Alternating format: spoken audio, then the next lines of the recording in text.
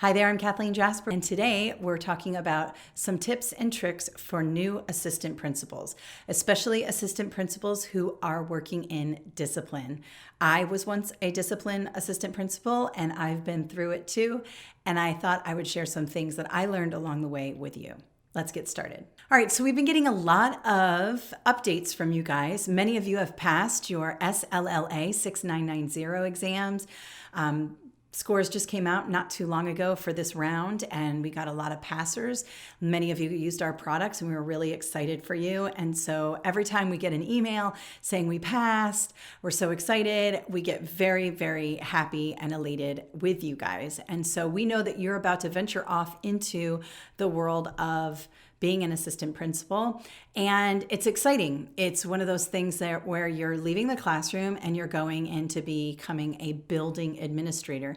And many of you are going to be working in discipline, where you're processing referrals, you're working with students who are having behavioral problems, and you're supporting both students and teachers through the discipline part of school. It can be very, very challenging, and it can also be very, very rewarding. And as I was jogging today, I like to run and think, and I was thinking about some of the things that I did as a new assistant principal. And I made a ton of mistakes, especially in discipline. And I felt like I would share some of those mistakes with you and then show you some ways in which I corrected those mistakes and ended up making a real impact on my students' lives. And so that is really what I wanted to talk about today. So first, I became an assistant principal. I was pretty young. I think I was about 32 or 33 when I became an assistant principal. And I was really excited. One reason being is that, you kind of pass all your exams, you get your master's in ed leadership, and you check all the boxes. And now it's time for you to be kind of in charge, and you're excited about that. The other thing is I was working my way up that ladder, and I was happy to be doing that. I was going up in my career. And I wanted to be an assistant principal of curriculum. I wanted to work in curriculum. That was really where I thought my strengths were. But that job was already taken. And so I ended up being an assistant principal of discipline, one of 3 in a high school. So this video is really for, your high school principals or assistant principals or middle school, but elementary school principals, you'll definitely get something out of this as well. So when I started, I made a lot of mistakes. I was kind of the hammer. I was chasing kids down. I was getting them for dress code. I was following the code of conduct to the T. If they broke a rule, I went by the book and I said, okay, it's 4 days home, or 2 days in ISS, or this, that, and the other thing. And I would just follow the book. And I was noticing that the same students over and over and over again were coming through my door.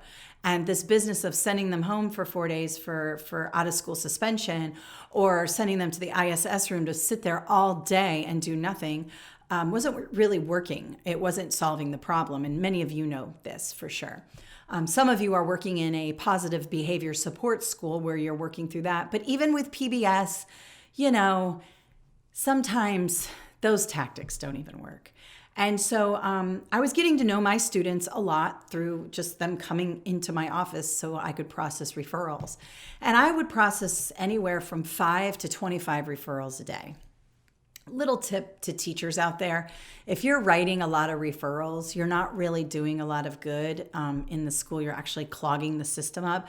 So I would say to teachers who are having a hard time with students, make referrals your last resort and really work on that classroom management. We'll do another video on that on another time. But assistant principals are there to support the teachers and make sure the kids are not, acting up. But when you see the same kids getting written up over and over again by the same teacher over and over again, red flags start to go up in your mind.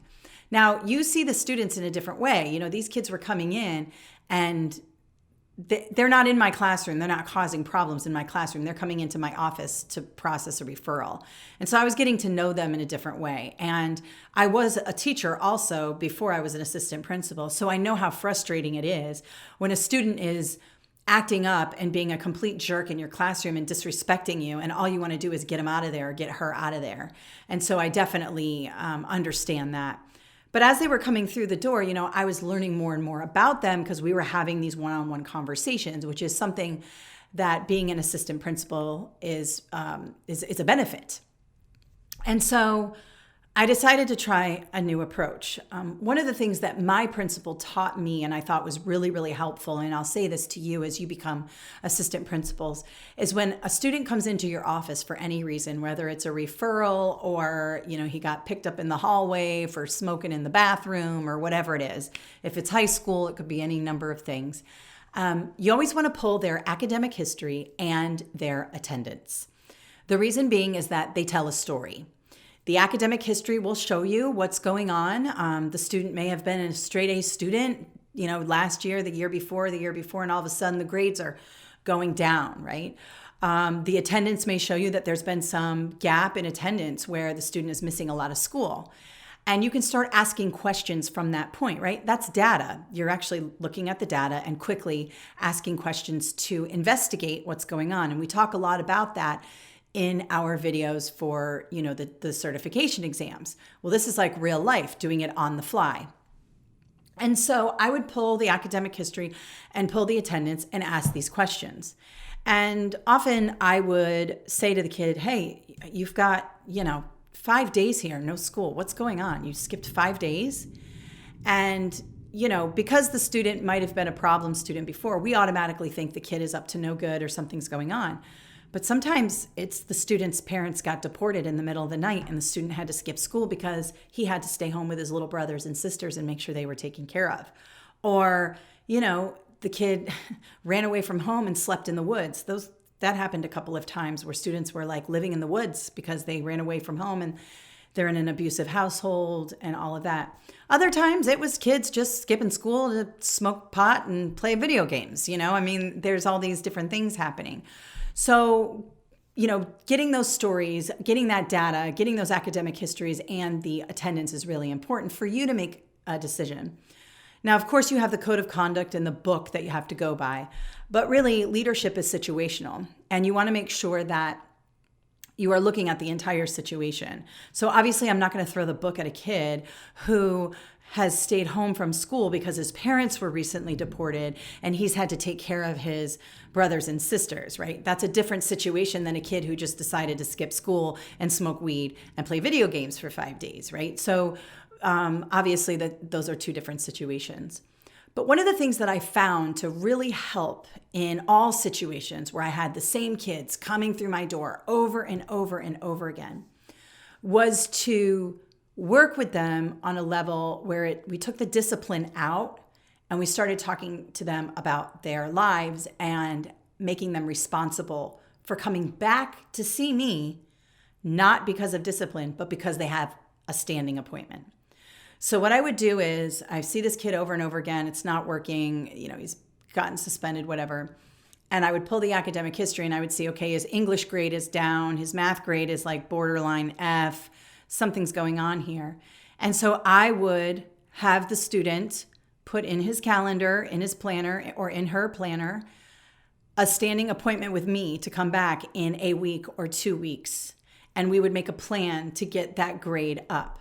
So I took the discipline completely out of it and focused on the grades and the appointment that they were going to come back and see me. Now, they were going to come back and see me not because they were in trouble, but because they now had an appointment with me. I also reiterated to them that I was a busy woman and that I had things to do. And if they stood me up, then this relationship, this, back and forth was going to end and I wasn't going to be available to them. So they needed to show up.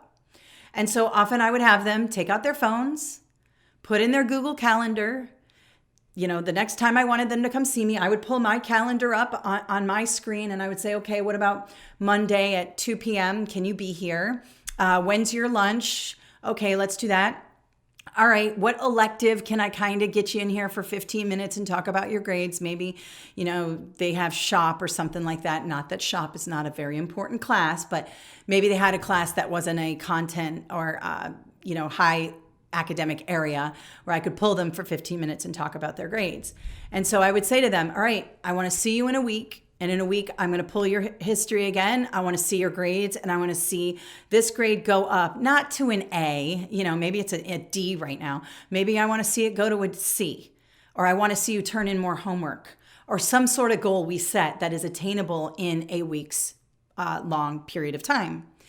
And I will tell you, 99% of the time, those students showed back up to my office without me having to chase them down.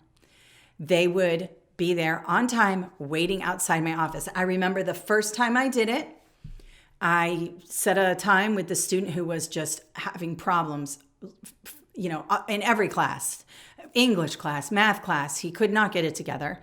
And I did this thing where I said, okay, I want to see you in 1 week and I want these 2 grades to be up.